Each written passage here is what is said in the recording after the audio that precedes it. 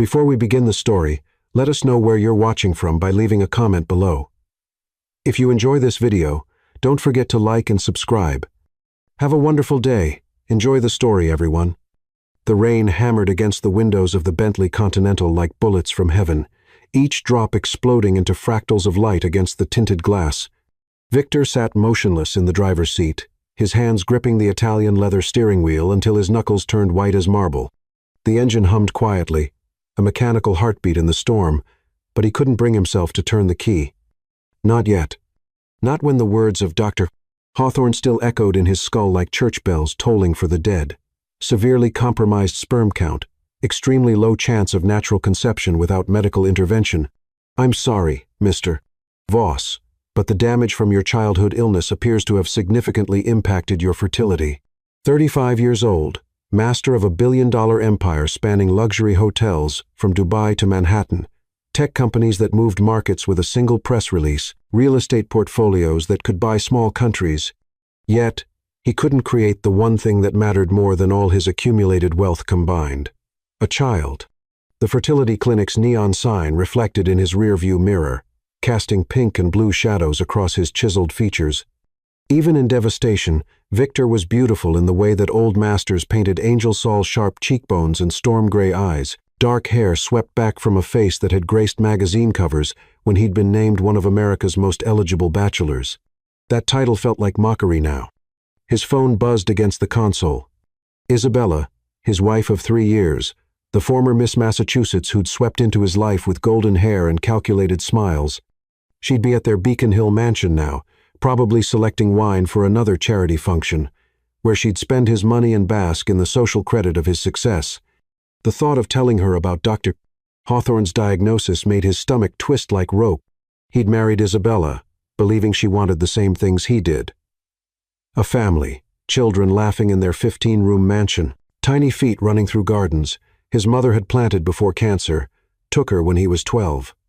But lately, he'd begun to suspect that Isabella's interest in children extended only as far as their potential to secure her position as his heir's mother. The realization that there might never be an heir would either devastate her or end. This thought chilled him more than the October storm reliever. Thunder cracked overhead like splintering wood. Victor finally turned the ignition, needing to move, needing to escape the suffocating weight of his new reality. The Bentley purred to life, and he pulled onto Newbury Street, Boston's slick arteries flowing with late-evening traffic.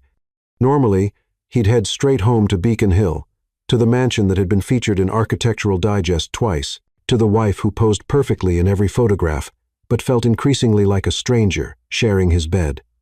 Instead, he drove past the brownstones of Back Bay, through the neon wilderness of downtown, into neighborhoods where his wealth couldn't shield him from the raw honesty of human struggle. The rain seemed to wash the city clean, revealing its true colors beneath the veneer of civilization. Streetlights became halos in the storm, and every reflection in the wet asphalt looked like tears. His phone rang again. This time he glanced at the screen. Isabella. Home. He let it go to voicemail, then listened to her voice, crystalline and cold as winter champagne. Darling, the Harringtons are here for dinner. Where are you? This is embarrassing. Not worried, not concerned for his well-being embarrassed. Victor pulled over on a side street in Jamaica Plain, a neighborhood his society friends would never venture into, and sat listening to the rain drum against the roof. Through the passenger window, he could see a small medical clinic, its windows glowing warm and yellow against the storm. A hand-painted sign read, Community Care Center, 24 hours. It looked nothing like the sterile marble and crystal palace where he'd just received his life-altering news. This place had heart, had soul, had the kind of authenticity his world had forgotten existed. That's when he saw her. A figure stumbled from the clinic's entrance, moving with the awkward, desperate gait of someone in pain. Even through the rain and darkness, even doubled over and struggling, she was breathtaking. Her skin was the color of caramel and starlight, her natural curls wild and beautiful in the storm. She wore scrubs, a nurse, he realized, but they were soaked through and clinging to a body that was clearly heavily pregnant. She took 3 steps before her knees buckled. Victor was out of the Bentley before conscious thought took hold, his expensive shoes splashing through puddles as he ran toward her. His $1,000 suit was instantly soaked but forgotten. She was on her hands and knees on the sidewalk, gasping, one hand pressed to her swollen belly while the other clutched the concrete. "Hey, it's okay," he said, dropping beside her without caring about the water soaking through his pants. Up close, she was even more stunning, with features that belonged in Renaissance paintings. Eyes like liquid amber that held pain and fear, and a strength that took his breath away. "What's happening? Are you hurt?" She looked up at him, water streaming down her face, and he saw the exact moment she registered his appearance, the expensive clothes, the watch that cost more than most people's cars, the kind of masculine appeal that usually made women stammer. But she didn't stammer. If anything, her walls went up higher. "I'm fine," she gasped, clearly lying. Just need a minute."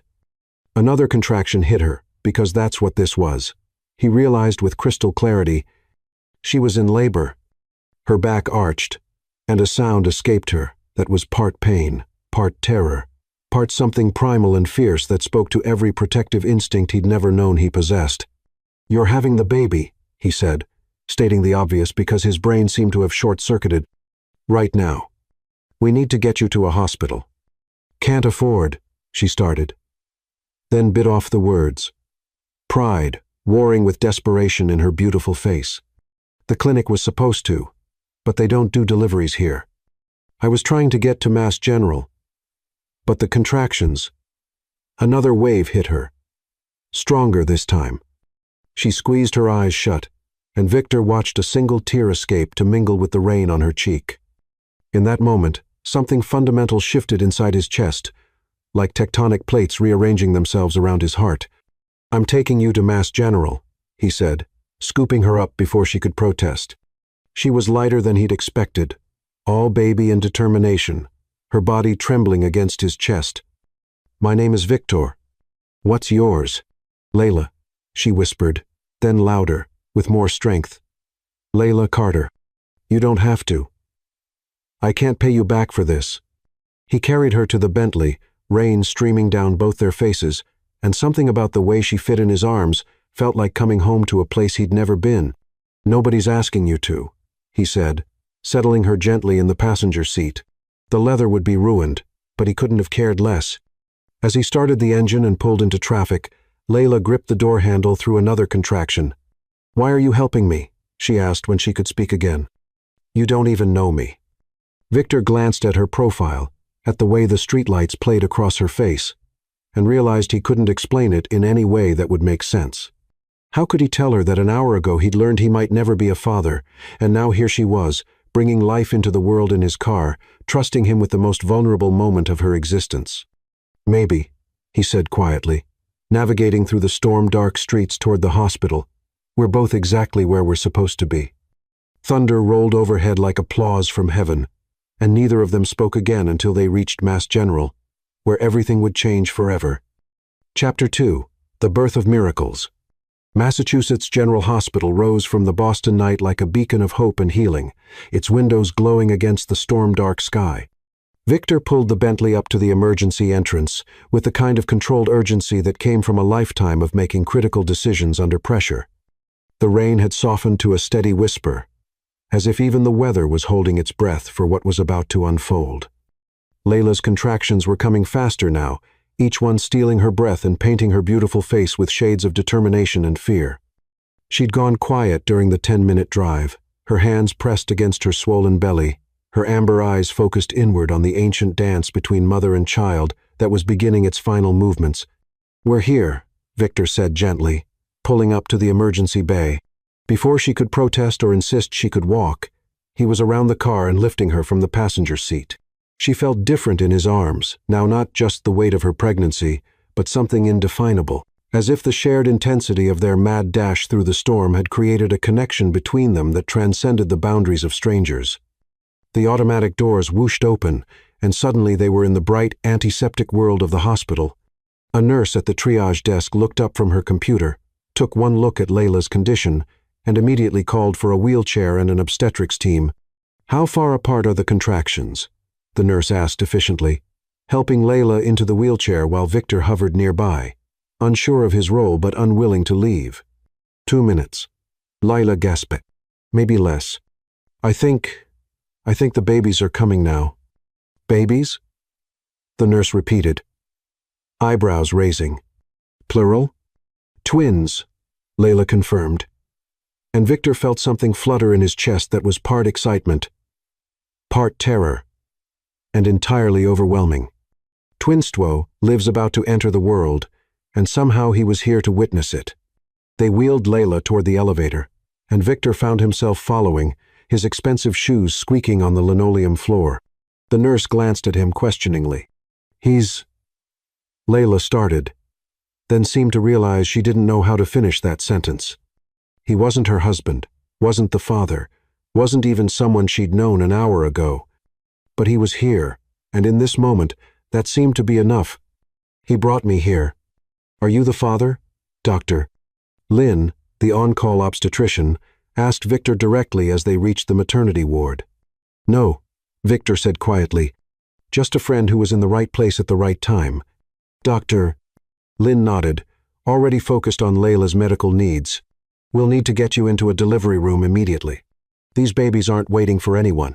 What followed was a blur of controlled chaos, nurses appearing with equipment, monitors being attached, Layla being helped into a hospital gown while Victor waited outside in the hallway, pacing like an expectant father, despite having no right to the title. Through the partially opened door, he could hear Dr. Lynn's calm, professional voice guiding Layla through the process. First baby is crowning. This is it, Layla. Big push on the next contraction. Victor found himself holding his breath, his hands clenched into fists at his sides. He'd negotiated million-dollar deals without breaking a sweat, had given presentations to boardrooms full of hostile investors with perfect composure, but waiting in this hospital hallway while a woman he barely knew brought new life into the world was undoing him completely. A cry split the air high, clear, and utterly perfect the sound of a baby taking its first breath, announcing its arrival to the universe with indignant surprise. It's a girl, Dr. Lynn announced, and Victor felt tears he hadn't expected spring to his eyes. Beautiful, healthy girl. But we're not done yet. Baby number 2 is right behind. Through the door, he could hear Layla's exhausted laughter, a sound like music and sunlight and everything beautiful in the world, condensed into pure joy. Stella, she whispered. Her name is Stella.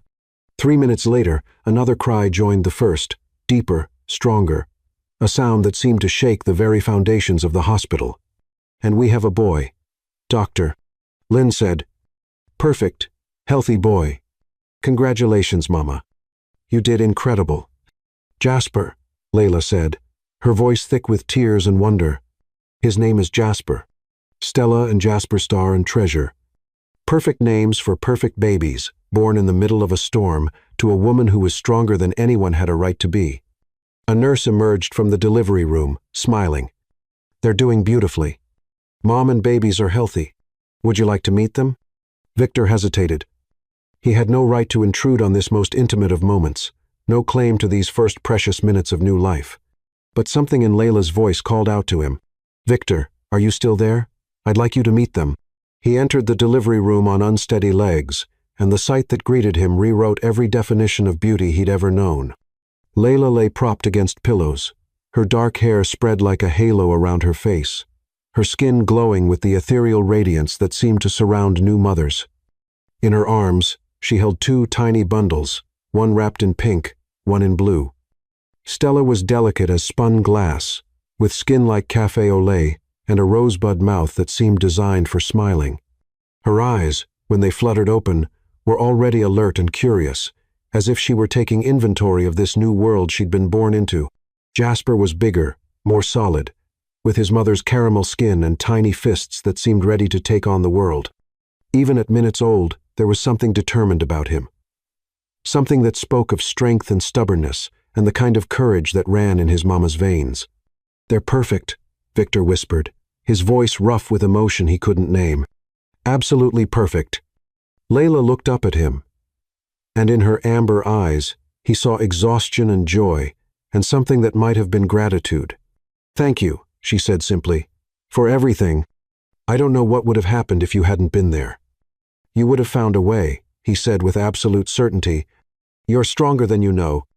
She laughed softly, adjusting Stella's blanket with practiced ease, despite having been a mother for less than 10 minutes.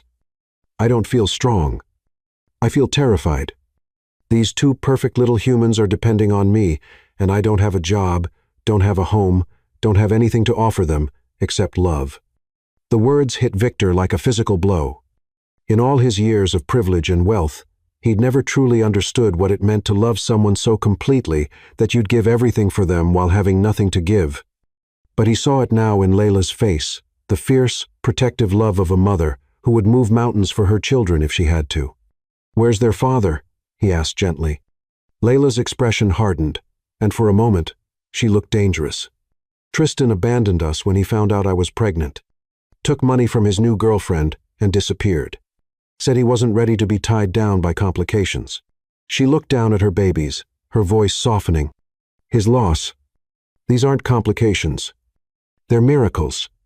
Something cold and sharp twisted in Victor's chest at the thought of any man walking away from this, from Layla's strength and beauty, from these perfect children who deserved every good thing the world had to offer. Tristan, whoever he was a fool and a coward. "What will you do now?" Victor asked. Layla was quiet for a long moment, gently rocking Stella while Jasper slept peacefully in the crook of her other arm. "I don't know," she admitted. "I was working as a nurse at the clinic, but they can't hold my job forever. My apartment. I had to give it up last month when I couldn't work anymore. I've been staying at a shelter, but they don't allow infants." Her voice cracked slightly. "I'll figure something out. I have to." Victor felt something shift inside his chest, like puzzle pieces clicking into place. An hour ago, he'd been drowning in the knowledge that he might never be a father. Now, here was a woman who needed help, who had two perfect children, who deserved every opportunity in the world. It wasn't charity. It was something deeper. Something that felt like destiny. "I have a proposition," he said carefully. "I own an estate in Beacon Hill. There's a cottage on the property, beautiful, private, with its own garden. I need someone to manage the grounds, handle correspondence, that kind of thing. It comes with housing, full benefits, and a salary that would let you take care of your children without worrying about money." Layla stared at him as if he'd just offered to give her the moon. "Why?" she whispered. "Why would you do that for a stranger?" Victor looked at Stella and Jasper, sleeping peacefully in their mother's arms, and felt his heart break open in the most beautiful way possible. "Maybe we're not strangers," he said quietly. "Maybe we're just people who found each other exactly when we needed to." Outside the hospital windows, the storm was finally beginning to clear, and the first hints of dawn were painting the sky in shades of hope and possibility. Inside the delivery room, 3 adults and 2 babies sat in comfortable silence, all of them somehow knowing that everything had just changed forever.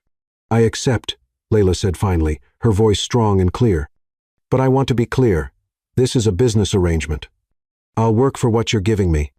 I won't be anyone's charity case."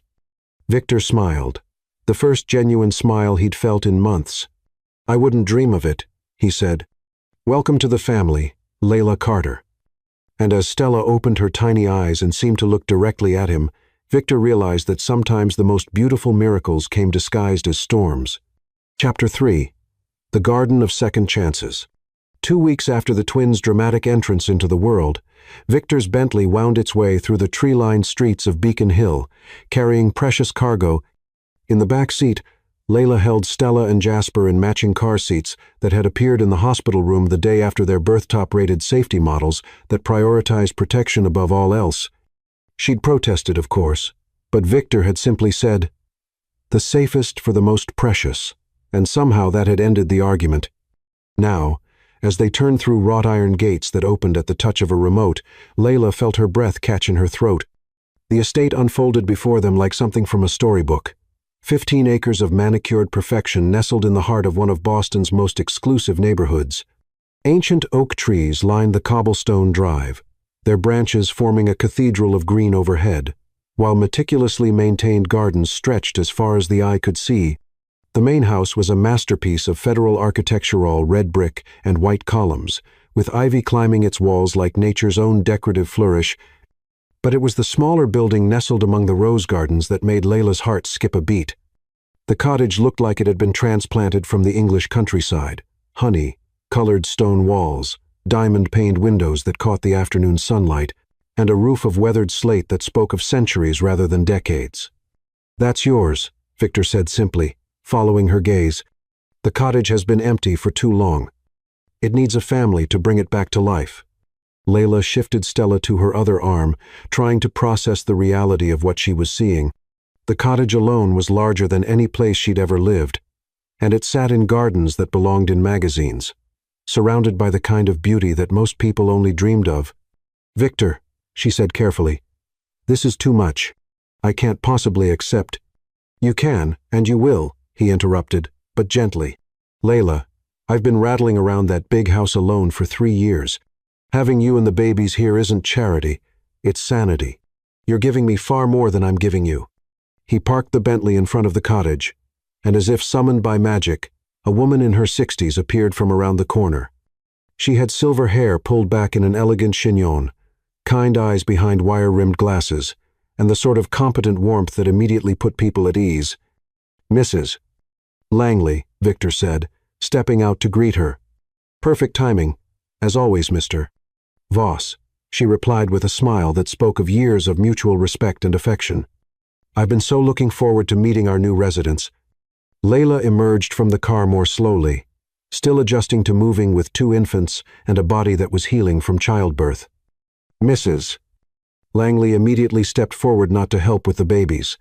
She was too wise for that presumption, but simply to offer her presence as support. "You must be Layla," she said warmly.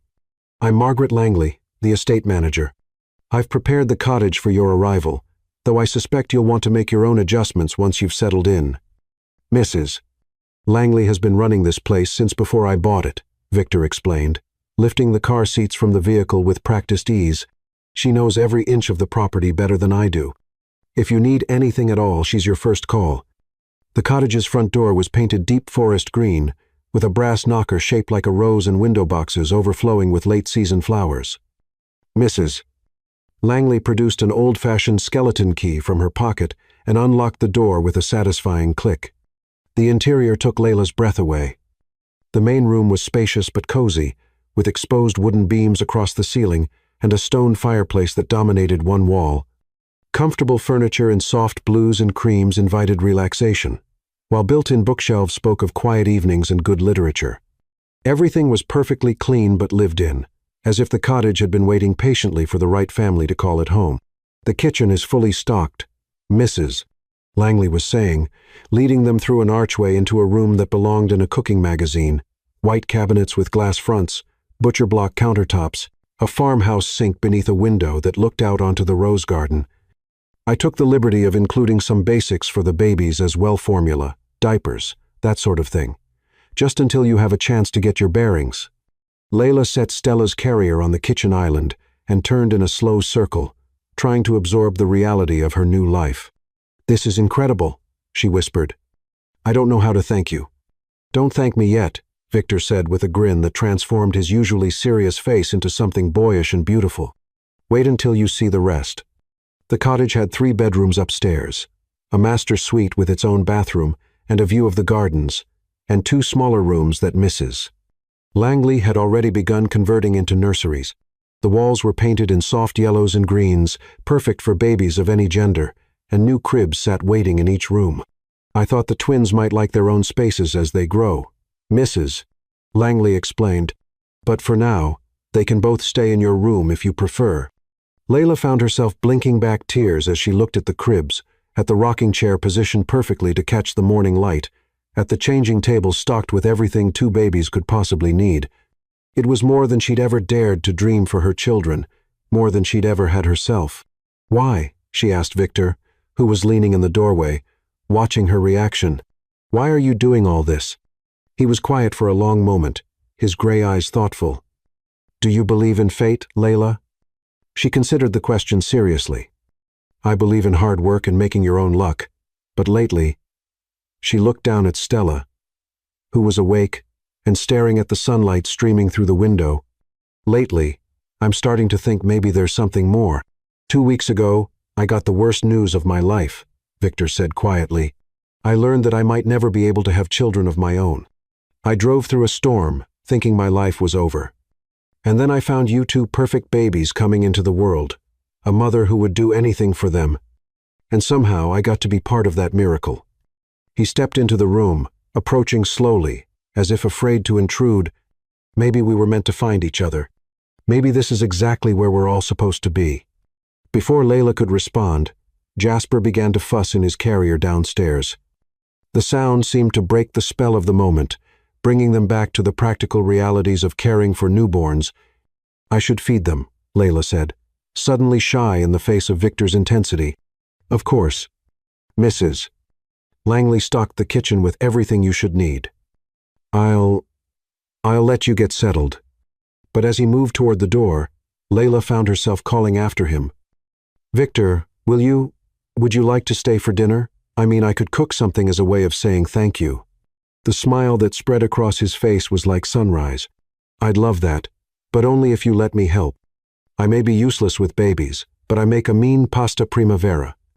And so, as the afternoon melted into evening, they found themselves in the cottage kitchen together, Victor chopping vegetables with the precision of someone who'd learned to cook for himself, while Layla moved between feeding the twins and seasoning the sauce.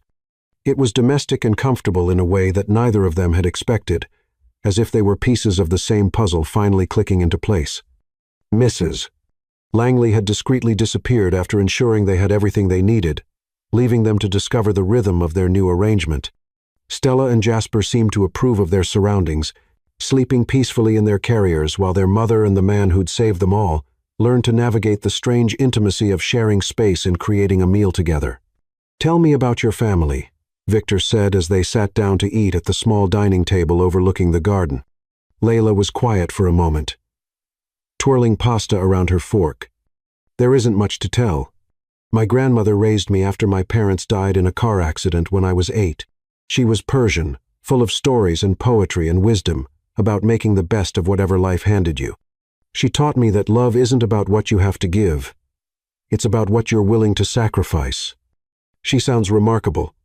"She was. She died when I was in nursing school.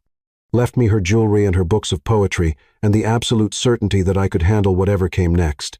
Layla smiled softly. "I think she would have loved this place. She always said that gardens were where God practiced making beautiful things." They ate in comfortable silence for a while. The only sounds, the soft breathing of sleeping babies, and the distant murmur of evening settling over the gardens.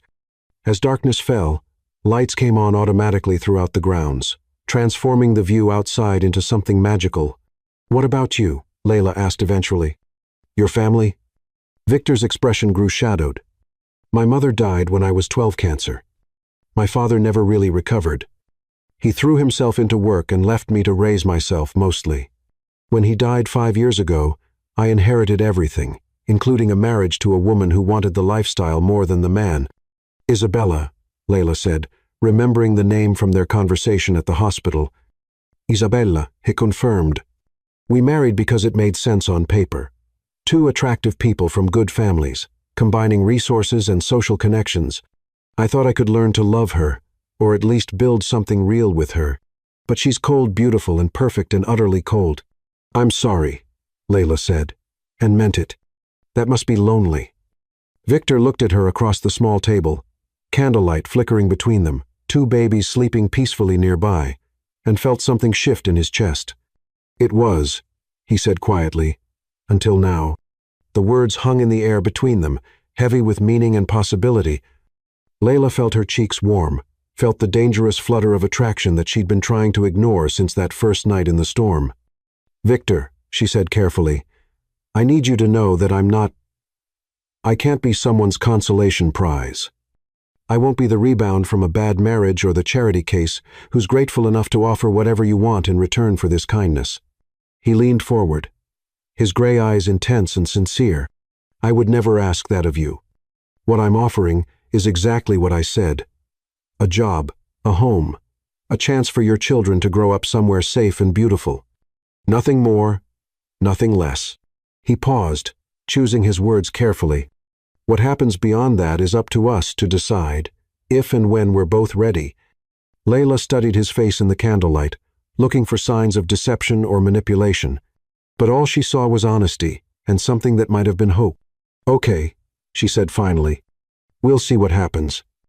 As if in agreement, Stella chose that moment to wake up and announce her need for attention with a healthy cry. The spell of the evening was broken, but not destroyed, simply transformed into something more real, more sustainable. Victor helped clear the dishes while Layla tended to the babies, and when it was time for him to return to the main house, he kissed her forehead gently, like a benediction. "Welcome home, Layla," he whispered, and for the first time in her adult life, she actually felt like she was. Chapter 4. Dancing in Starlight. 8 months had passed since Layla and the twins had made the cottage their home, and autumn was painting the estate in shades of gold and crimson that took her breath away. Every morning, Stella and Jasper had grown from tiny bundles into actual little people. Stella, with her contemplative amber eyes and delicate features. Jasper, with his determined jaw and sturdy limbs that promised he'd be tall like his mother. They were crawling everywhere now and pulling themselves up on furniture, with Jasper taking his first tentative steps just last week. Their development had given Layla something she hadn't had since their birth. Time to think, to breathe, to remember she was more than just mama. The work arrangement had settled into a comfortable rhythm. Layla managed Victor's correspondence, coordinated with the gardening staff, and handled the endless details that came with maintaining a property like theirs. It was work that challenged her mind without overwhelming her schedule, allowing her to be present for her children while contributing meaningfully to the household. But it was the unplanned moments that had become the most precious part of her days, like discovering that Victor played piano.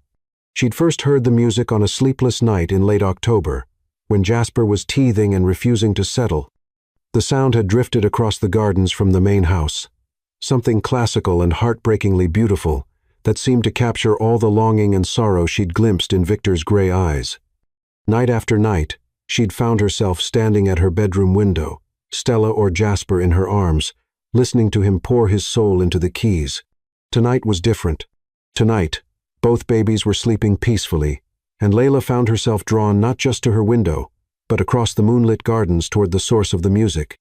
The main house was mostly dark, except for the music room on the first floor, where soft light spilled through tall windows onto the terrace. Layla approached quietly, not wanting to intrude, but unable to resist the pull of the melody. Through the glass, she could see Victor at a grand piano that looked like it belonged in a concert hall, his profile illuminated by the warm glow of a single lamp. He was playing Chopin. She recognized the piece from her grandmother's old records, but there was something raw and personal in his interpretation that made it sound like he was composing it as he went along. His eyes were closed, his dark hair falling across his forehead, and there was a vulnerability in his posture that she'd never seen during their daytime interactions. This was Victor without his armor, without the careful control he maintained in his business dealings and social obligations. This was the man who'd carried her through a storm, who'd given her children a fairy tale home, who'd somehow become essential to her daily happiness, without either of them acknowledging what was happening between them. As the final notes faded into silence, Layla found herself knocking softly on the French doors that led from the terrace into the music room. Victor looked up, startled, and for a moment, she saw him completely unguarded, surprised, pleased, and something deeper that made her pulse quicken. He was wearing dark jeans and a charcoal cashmere sweater that clung to his shoulders in ways that reminded her he was more than just her employer, more than just the kind man who'd saved her and her children.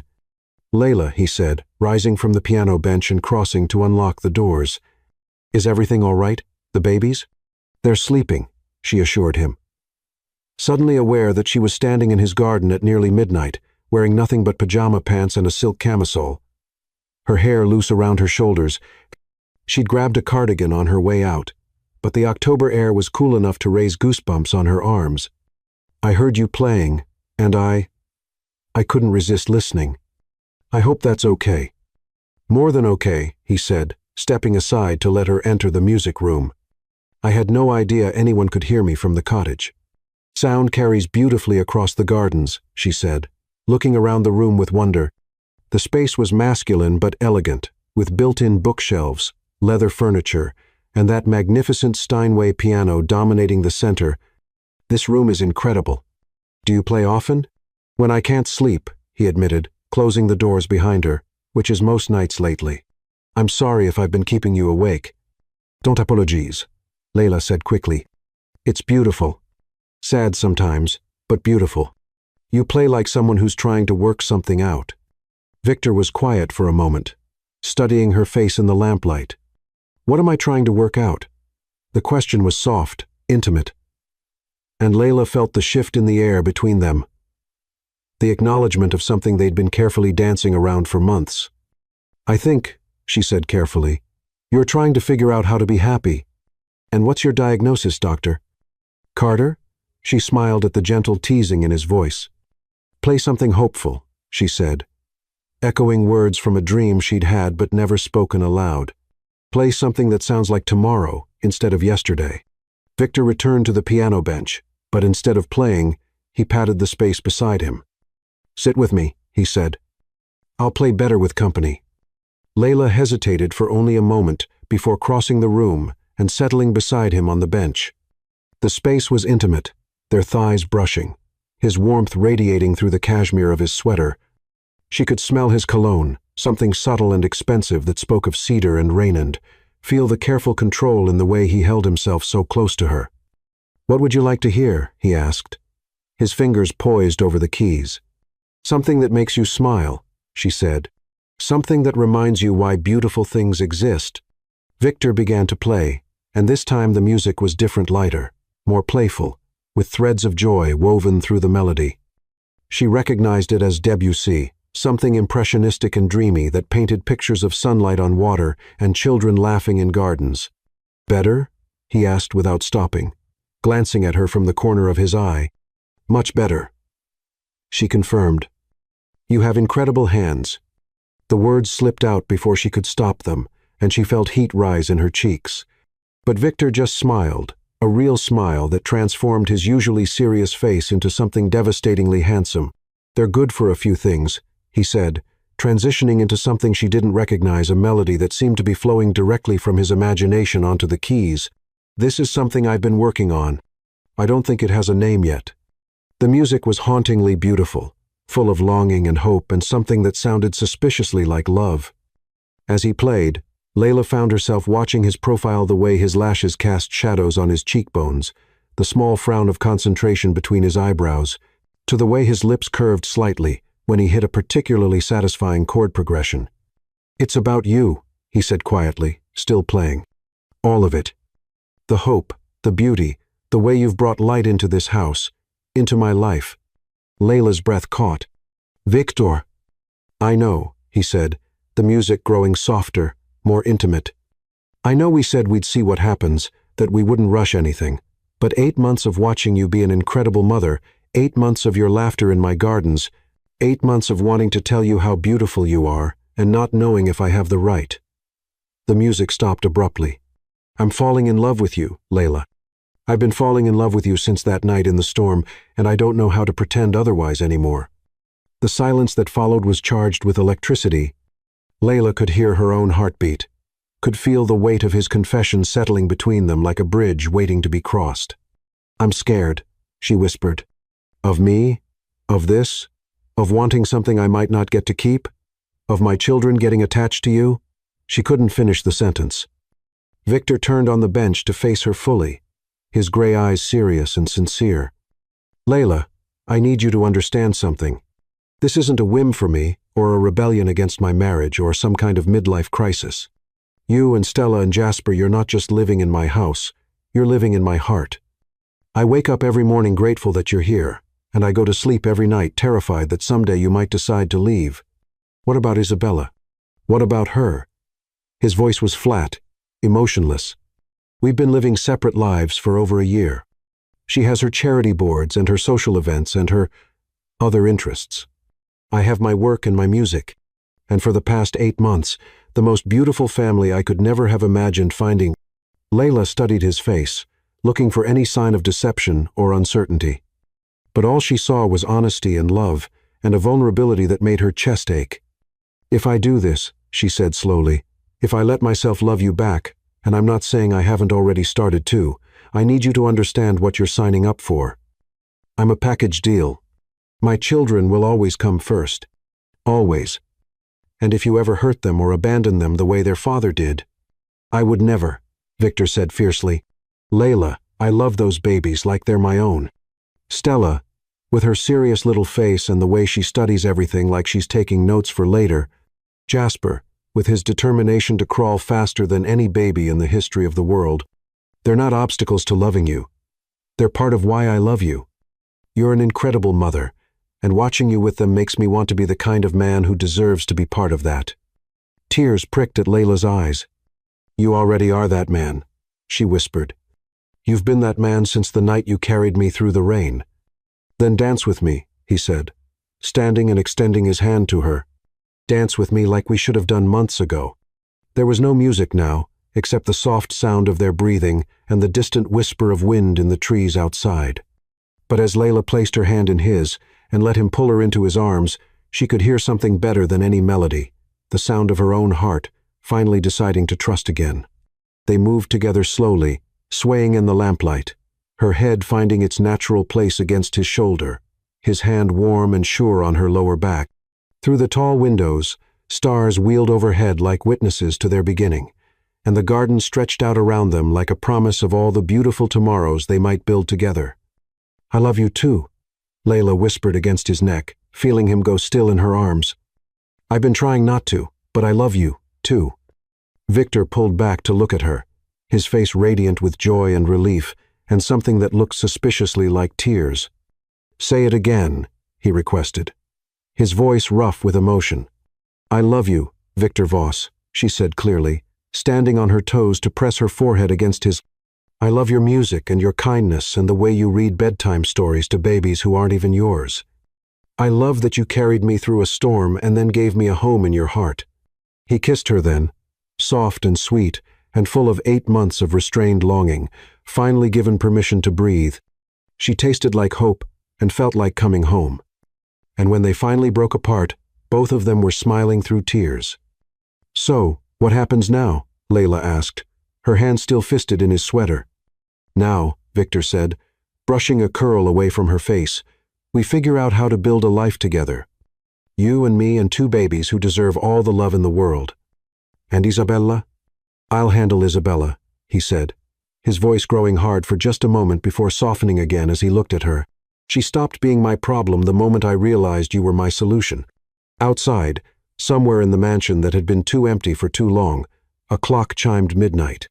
A new day was beginning, and with it, the first chapter of a love story that had been 8 months in the making. But neither Victor nor Layla knew that in her tower bedroom, overlooking the gardens, Isabella stood at her window, watching them dance, her beautiful face twisted with rage and the kind of cold calculation that had always been her trademark. The charity boards and social events were about to become the least of her concerns. The game, as far as Isabella was concerned, was just beginning. Chapter 5. The Language of Flowers. November arrived at the estate like a whispered secret, painting the gardens in shades of amber and copper, while wrapping the morning air in that particular coolness that spoke of winter's approach. For Layla, it had become the most beautiful month of her life. 4 weeks since that midnight dance in the music room had changed everything between her and Victor. 4 weeks of discovering what it meant to be loved by a man who treated her heart like the precious thing it was. Their courtship unfolded with the deliberate grace of a classical symphony, each movement building on the last. Victor seemed to understand instinctively that Layla needed to be wooed slowly, carefully, with the kind of patient devotion that would heal the wounds Tristan had left on her ability to trust. So he courted her with flowers. It started the morning after their first kiss, when Layla found a single white rose on her doorstep with a note written in Victor's elegant handwriting, for new beginnings and the courage to believe in them. The next day brought purple lavender for devotion that grows stronger with time, then yellow tulips for the sunshine of her smile and the way it brightens every room she enters. Each flower came with its own message, and Layla found herself researching florography, learning that Victor was composing love letters in petals and stems, pink peonies for honor and wealth of spirit, white jasmine for sweet love and amiability, red camellias for the flame that burned in his heart for her. She began responding in kind, leaving him coffee and handwritten notes with lines of Persian poetry her grandmother had taught her. Verses that spoke of love as patient as mountains and fierce as desert storms. Sometimes she would translate the Farsi for him, watching his face transform as he understood the depth of emotion in words that had been passed down through generations of women who knew what it meant to love completely. "Golab man, rose of my heart," she wrote one morning. "My grandmother used to say that love is not about finding someone to live with, but finding someone you cannot live without. I think I'm beginning to understand what she meant." The domesticity of their days took on a sweetness that neither of them had expected. Victor began spending his mornings in the cottage before heading to his office in downtown Boston, ostensibly to check on estate matters, but really to steal moments with Layla and the twins. He would arrive just as she was getting the babies fed and dressed, and somehow those chaotic 20 minutes of preparing for the day became the most peaceful part of his routine. Stella had taken to him immediately, her serious amber eyes following his movements with the kind of focus that suggested she was cataloging everything about him for future reference. She would reach for him with chubby fists when he came near. And the first time she'd grabbed his finger and held on, Victor had gone absolutely still with wonder. "She knows you're important," Layla had said, watching the baby study Victor's face with intense concentration. "Babies can sense these things." Jasper was more reserved, watching Victor with the cautious assessment of someone who'd learned early that not all adults could be trusted. But gradually, the little boy began to warm to this man who spoke to him like he was a person rather than an object, who got down on the floor to play rather than expecting to be entertained from a distance. The breakthrough came on a Tuesday morning when Jasper was fussing over a particularly difficult teething episode. Nothing Layla tried would console him, not feeding, not rocking, not the usual arsenal of maternal comfort. Victor, who had been quietly reading estate correspondence at the kitchen table, suddenly began to hum. It was the melody he'd been composing, the one he'd told Layla was about her and her children. The wordless tune was soothing and familiar, and within minutes, Jasper had stopped crying and was staring at Victor with something that looked suspiciously like recognition. "He remembers," Layla had whispered, tears pricking her eyes. "You must have hummed that while I was pregnant. That first night in the hospital. He remembers your voice." From that moment on, Jasper was as devoted to Victor as his sister, and Layla often found all three of them on the cottage floor in the morning's two babies, crawling over a man in a $1,000 suit who didn't seem to care that they were drooling on his Italian silk ties. But it was the evenings that had become truly magical. After dinner, when the twins were settled for the night, Layla and Victor had fallen into the habit of walking through the gardens together. The estate was beautiful in daylight, but at night it became something transcendent. Pathways lit by subtle solar lights, fountains creating music in the darkness, the scent of late-blooming roses carried on the cool air. They talked about everything during those walks. Victor shared stories of his lonely childhood, his complicated relationship with success, his dreams of creating something meaningful with his life, beyond just accumulating wealth. Layla spoke of her grandmother's wisdom, her years as a nurse, her fears and hopes for Stella and Jasper's futures. "Tell me about Tristan," Victor said one evening as they sat on a bench beside the fountain, watching moonlight dance on the water. Layla was quiet for a long moment, considering how much to share. "He was charming," she said finally. "The kind of charming that feels dangerous and exciting when you're young and haven't learned to recognize the warning signs. He was a few years older, worked in finance, always had money for expensive dinners and weekend trips. I thought I was sophisticated for dating someone like him. What changed? I grew up," she said simply, "and I got pregnant. The moment I told him about the twins, it was like a switch flipped. Suddenly, I wasn't his exciting girlfriend anymore. I was a problem to be solved. He offered to pay for an abortion, and when I refused, he got angry. Said I was trying to trap him, that he wasn't ready to be tied down by complications." Victor's jaw tightened. "He called your children complications." "His children," Layla corrected. "Biologically, anyway. But yes, that's exactly what he called them. Two perfect little souls, and he saw them as nothing but obstacles to his freedom." She turned to look at Victor in the moonlight. "That's when I knew I couldn't make it work with him, no matter how much I'd thought I loved him. Anyone who could look at new life as a burden instead of a blessing wasn't someone I wanted in my children's lives." "He's a fool," Victor said fiercely. "A complete and utter fool." "His loss," Layla agreed, echoing the words she'd spoken in the hospital the night the twins were born. "But I'm grateful, in a way. If he'd stayed, if he'd been the kind of man who could love them properly, I never would have met you. Victor reached for her hand, threading their fingers together in a gesture that had become as natural as breathing. Do you really believe that? That we were meant to find each other? I believe in a lot of things I didn't believe in a year ago, Layla said, leaning against his shoulder. I believe that sometimes terrible things happen to put you exactly where you need to be for something beautiful to begin.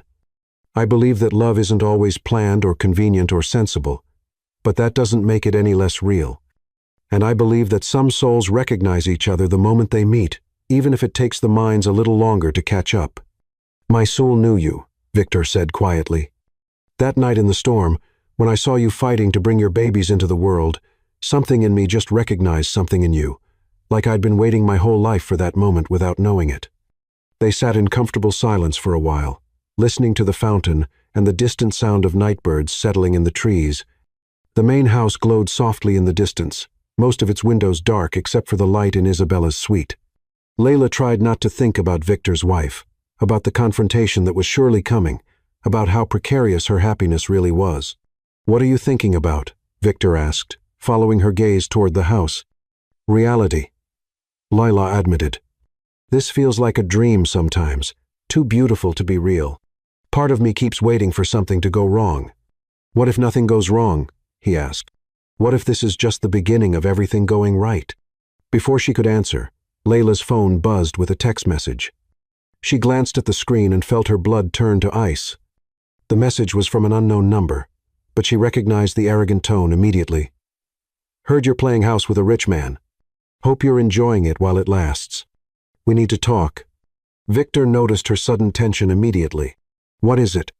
Layla showed him the message, watching his expression darken as he read. Tristan, she said unnecessarily. How did he get your number?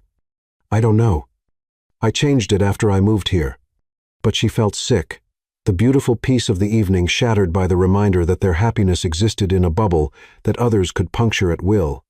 Victor stood abruptly, pacing to the edge of the fountain and back. This ends now, he said, his voice carrying the authority of a man accustomed to solving problems decisively. I'm having my security team trace this number, and I'm getting you a new phone tomorrow with a number that only you, I, and Mrs. Langley know. Victor, you can't protect me from everything. Watch me, he said, turning to face her with eyes that blazed silver in the moonlight. Layla, you and those babies are the most important things in my world. I will absolutely protect you from everything I possibly can, and I will eliminate anything that threatens your peace or safety. The fierce protectiveness in his voice should have scared her, but instead it made her feel cherished in a way she'd never experienced. Tristan had made her feel like a burden, like someone whose problems were her own to solve. Victor made her feel like someone worth defending. I love you, she said. The words coming out more intense than she'd intended. The change in his expression was immediate and devastating. The anger melted away, replaced by something so tender it made her chest ache. He crossed back to her in 2 strides and cupped her face in his hands. I love you too, he said, pressing his forehead against hers. More than I knew it was possible to love anyone.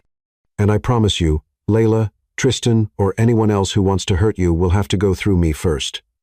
He kissed her then, soft and fierce and full of promises, while somewhere in the darkness, a text message from another number lit up her old phone. Soon, darling? Very soon. But neither of them saw that message. And for one more perfect night, they were able to believe that love might actually be enough to keep the storms at bay. Chapter 6. When Storms Collide. The Children's Hospital Charity Gala was supposed to be Isabella's crowning social achievement of the season. Held in the ballroom of Boston's most prestigious hotel, it drew the city's elite like moths to a flame old money and new money, mingling over champagne and 7-course dinners while pretending their charitable contributions weren't primarily motivated by tax write-offs and social positioning. Layla hadn't wanted to attend. The invitation had arrived, addressed to Mr.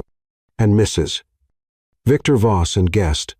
And even though Victor had made it clear that she would be his date, the whole situation felt like walking into a lion's den wearing a suit made of meat. You don't have to do this. Victor had said that morning as she stood in front of her bedroom mirror, smoothing the deep sapphire silk of the dress he'd had delivered from Saks. It was beautiful, elegant, and sophisticated without being flashy, but she felt like she was putting on armor for battle. "Yes, I do," she'd replied, meeting his eyes in the mirror. "I can't hide in the cottage forever, and if I'm going to be part of your life, I need to be part of all of it."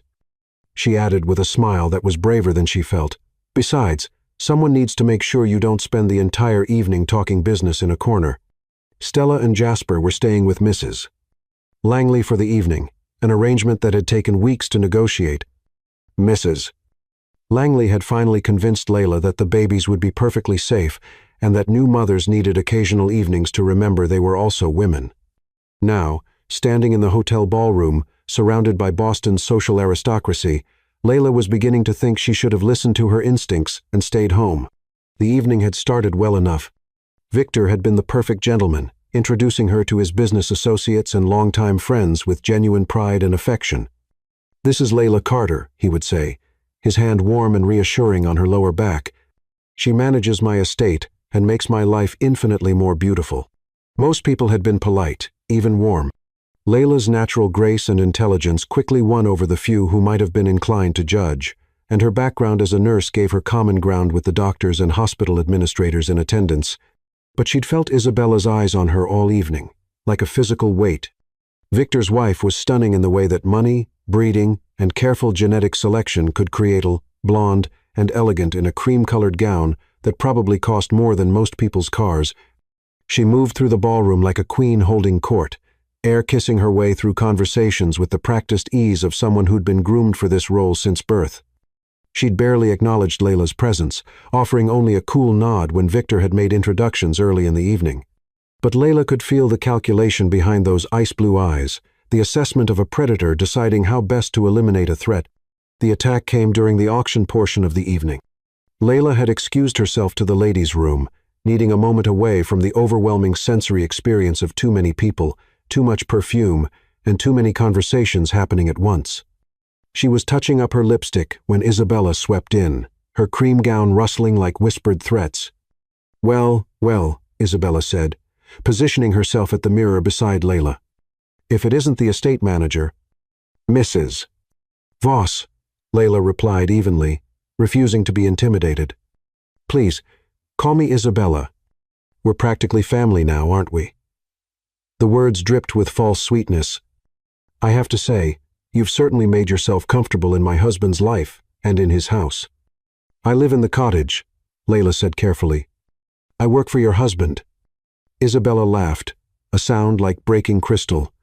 "Oh, darling, let's not pretend this is about work. You're a beautiful woman with 2 bastard children and no money, and my husband has always had a savior complex. It's really quite predictable when you think about it." Heat flashed through Layla's chest, but she kept her voice level.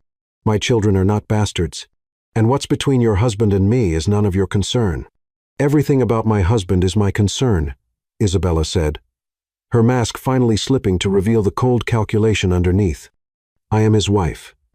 You are an employee who's forgotten her place." "Your marriage has been over for years," Layla said quietly. "Everyone knows it." "My marriage is a legal contract," Isabella replied, snapping her compact shut with unnecessary force. "One that entitles me to half of everything Victor has built. Do you really think he's going to throw away billions of dollars for a nurse with a charity case sob story?" Before Layla could respond, Isabella swept toward the door, then paused with her hand on the handle. "Enjoy tonight, dear. It may be the last time you're welcome in polite society." Layla remained in the bathroom for several more minutes, trying to calm her racing heart and restore her composure. She'd known this confrontation was coming, had been preparing for it mentally for weeks, but the reality of Isabella's venom was more unsettling than she'd expected. When she finally returned to the ballroom, the auction was in full swing.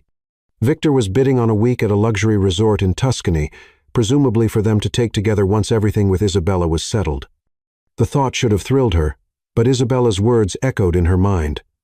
"Do you really think he's going to throw away billions of dollars?" She was so lost in thought that she didn't notice the commotion at first.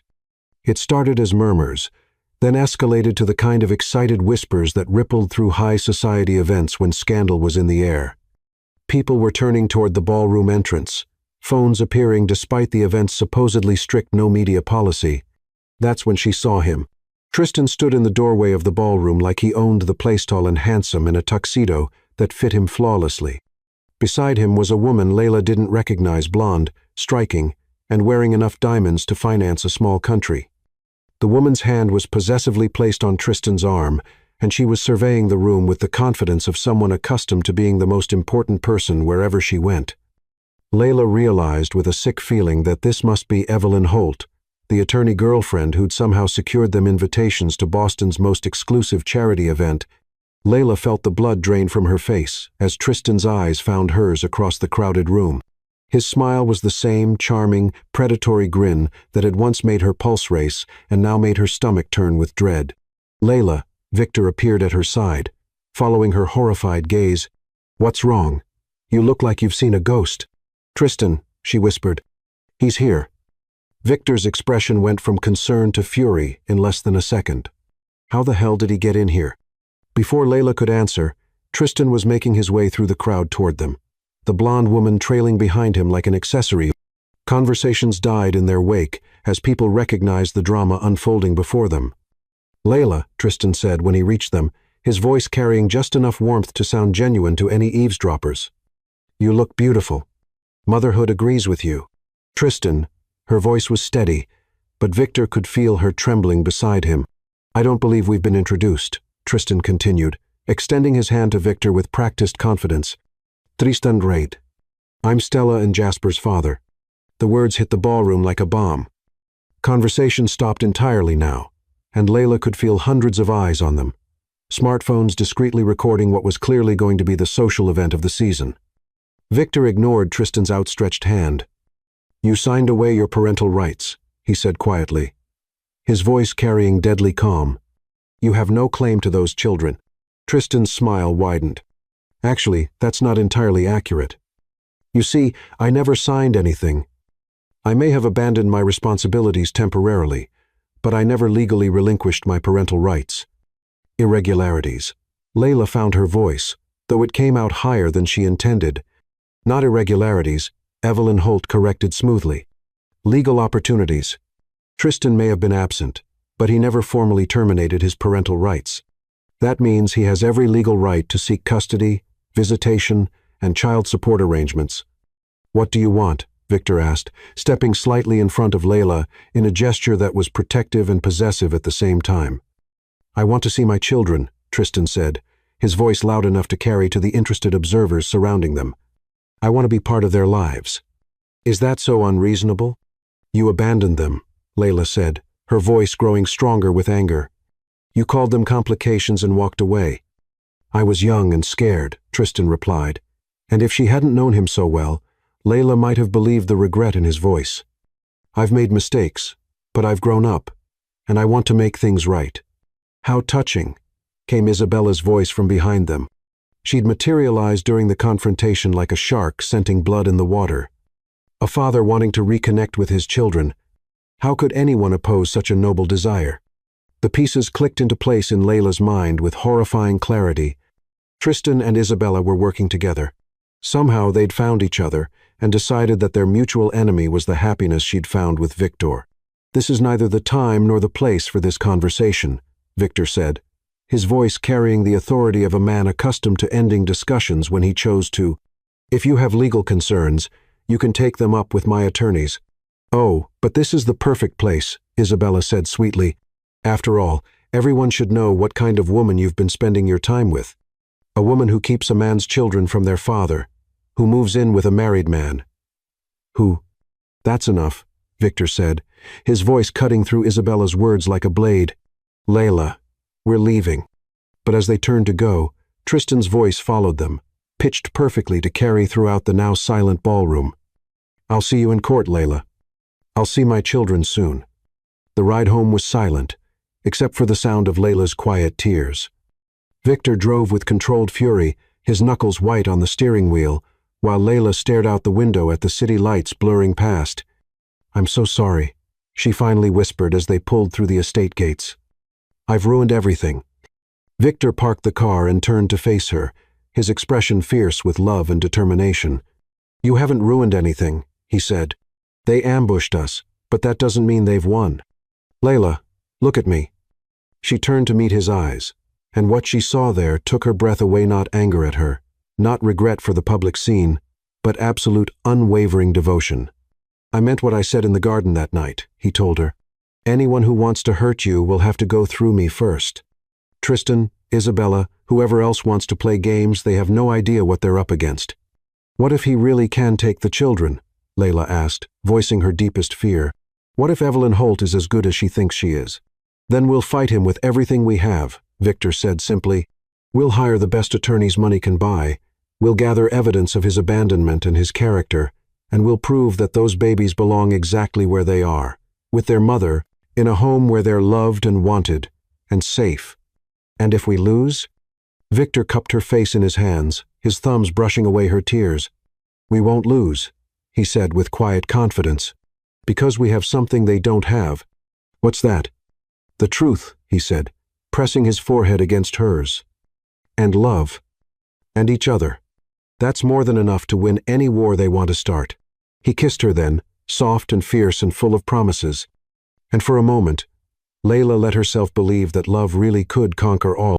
But as they walked toward the cottage together, she couldn't shake the feeling that the real battle was just beginning. Inside the cottage, Mrs. Langley was waiting with a report that both babies had been perfect angels all evening.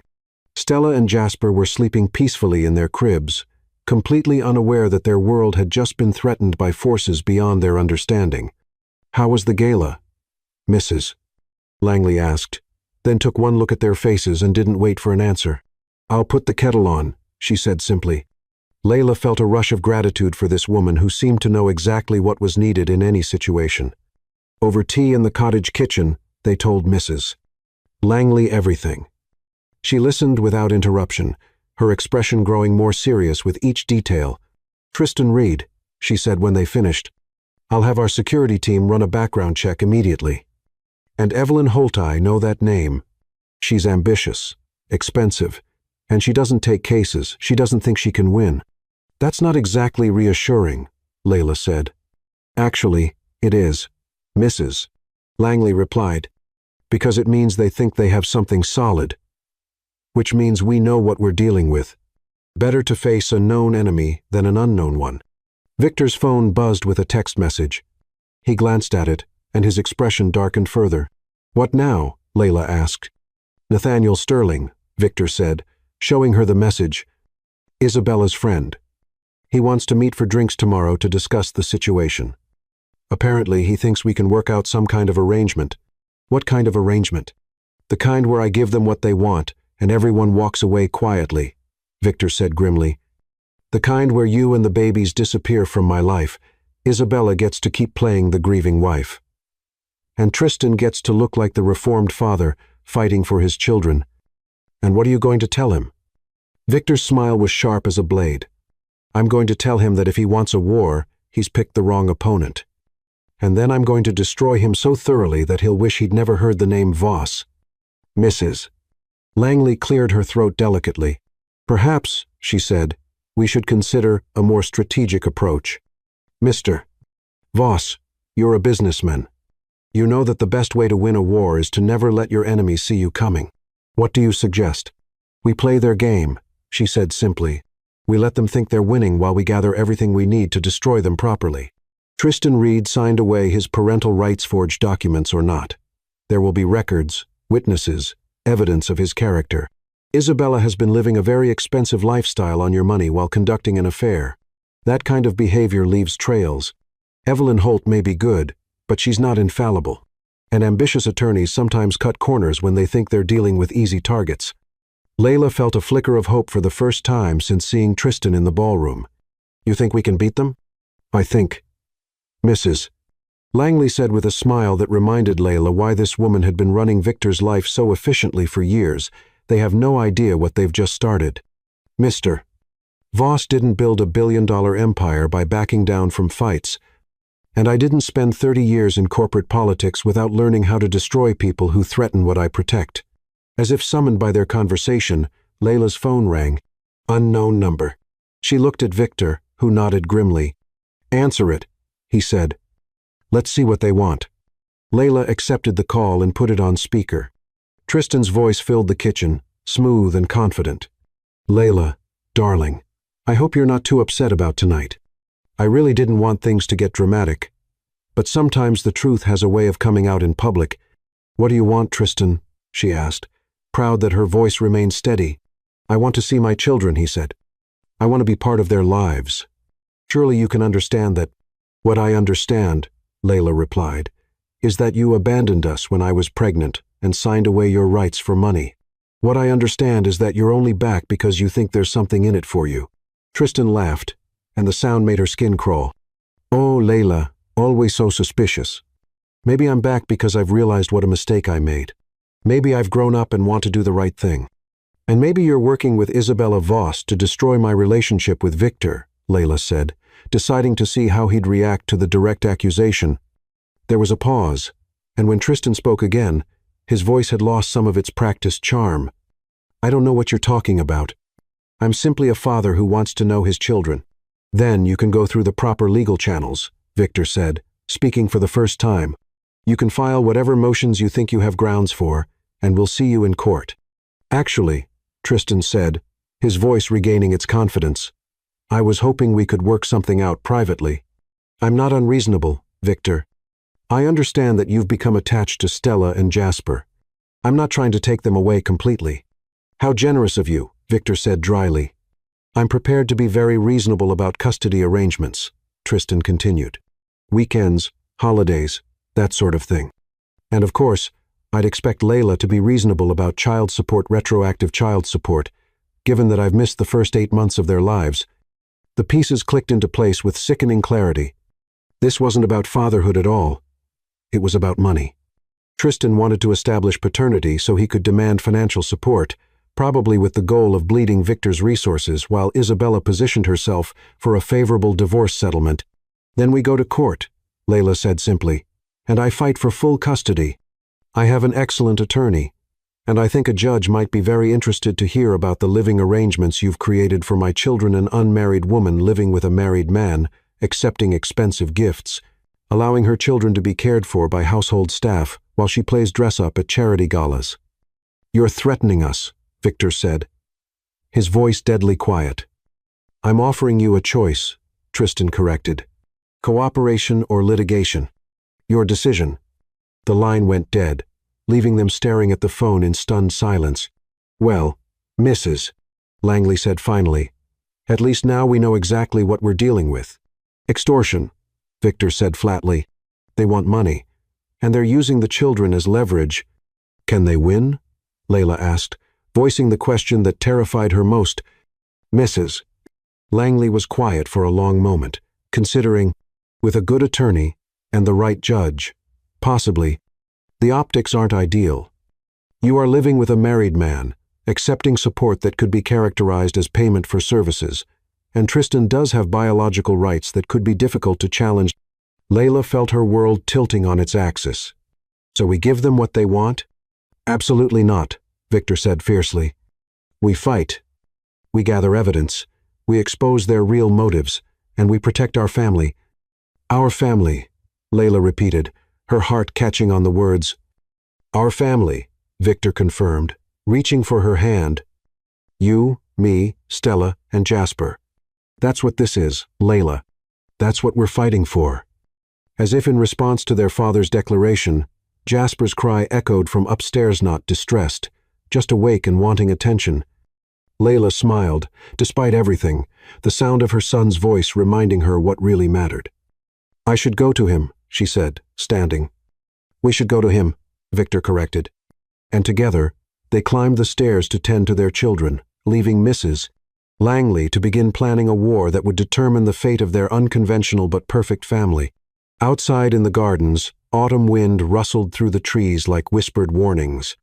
And in the main house, Isabella stood at her window, watching the cottage lights, already planning her next move in a game she was absolutely determined to win.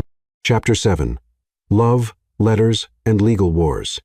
December arrived with the kind of bitter cold that turned Boston into a crystalline wonderland, each morning revealing gardens transformed by frost into something that belonged in fairy tales.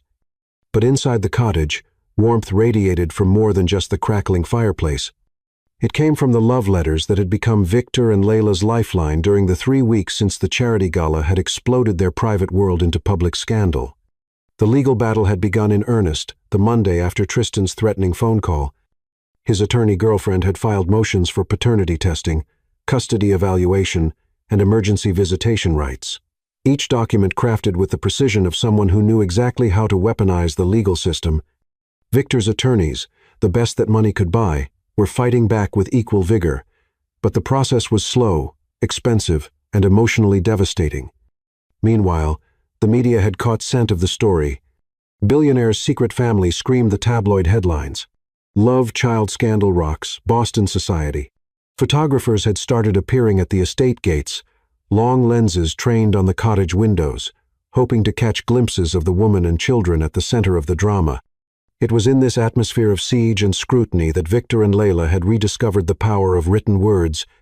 The first letter had appeared on Layla's pillow 3 days after the gala, written in Victor's distinctive handwriting on paper that smelled faintly of his cologne. My dearest Layla, I know these past few days have been overwhelming, and I know you're questioning whether our love is worth the price everyone seems determined to make us pay. I'm writing this because I need you to understand something with absolute clarity. You are not a burden to be borne or a problem to be solved. You are the answer to questions I didn't even know I was asking. Before you, I was a man who measured success in quarterly reports and stock prices. I had everything money could buy and nothing that mattered. Then you stumbled into my life in the middle of a storm, bringing with you 2 perfect children and a strength that humbles me daily.